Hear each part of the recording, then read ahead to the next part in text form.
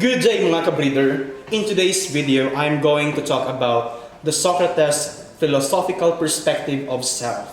But before that, kindly like first the video and also kindly subscribe and click also the bell button so that you're always updated for my upcoming videos that I am going to upload.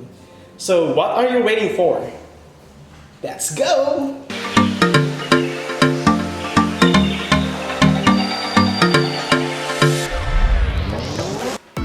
Who is your favorite philosopher? Let's know first, who is Socrates? Socrates was born in 470 BC in Athens, Greece. We know that his life through the writings of his students, including Plato and Xenophon. His Socratic method laid the groundwork for Western systems of logic and philosophy. When the political climate of Greece turned, Socrates was sentenced to death by hemlock poisoning in 399 BC. He accepted this judgment rather than fleeing into exile. Socrates is more concerned about the problem of self. The question about the self became the lifelong mission of Socrates. For him, it is the true task of the philosopher to know oneself. He was indicted for engaging himself with the people of Athens, questioning them about the truth of their existence and about the world. His intention in questioning them is to disturb and shake the Athenians off in order to reach the truth and wisdom. Most of the Athenians, especially men, did not fully aware of who they were. They did not even aware of the virtues that they were supposed to attain in order to preserve their souls after life. For Socrates, becoming unaware of all this is the worst thing that can happen to anyone. To live but die inside.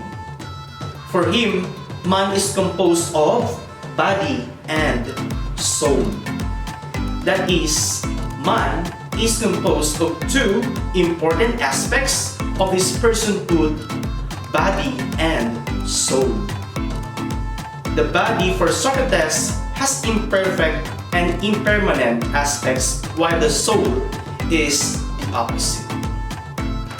There are a lot of questions that comes in our mind, especially asking of ourselves. Who am I? No, I'm just kidding. But maybe I can tell that I am Benji. Living a simple life, so something like that.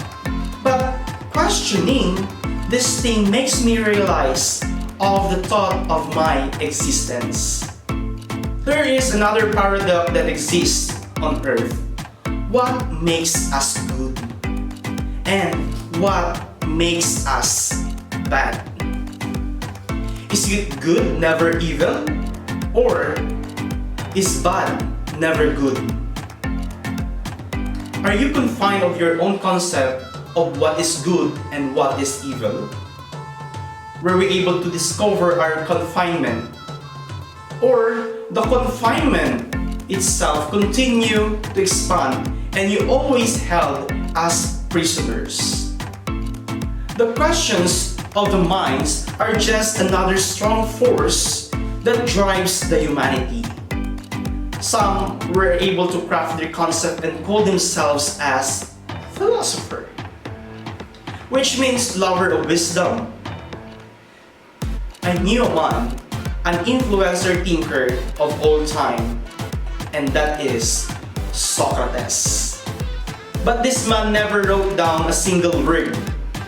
What we know about him is what others tell us. He questions about moral knowledge, and this man is really wise. He thought that fearing unknown things like death are way which we pretend we know where in fact we don't. He said that false belief influence our actions and degrade our character.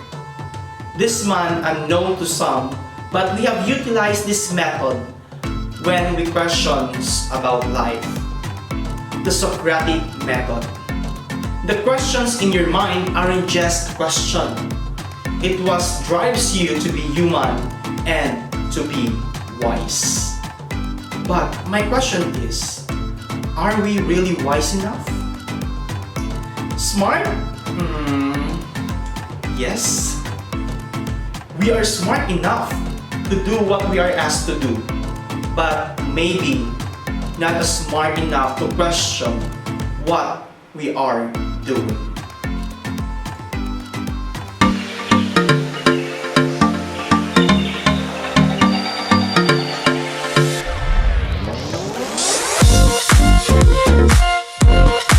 Hello mga ka-breeder, if you like my videos and want to watch more in my upcoming videos, kindly click and subscribe the ring button so that you are always updated here on my channel, Breeder Channel. So, see you next vlog.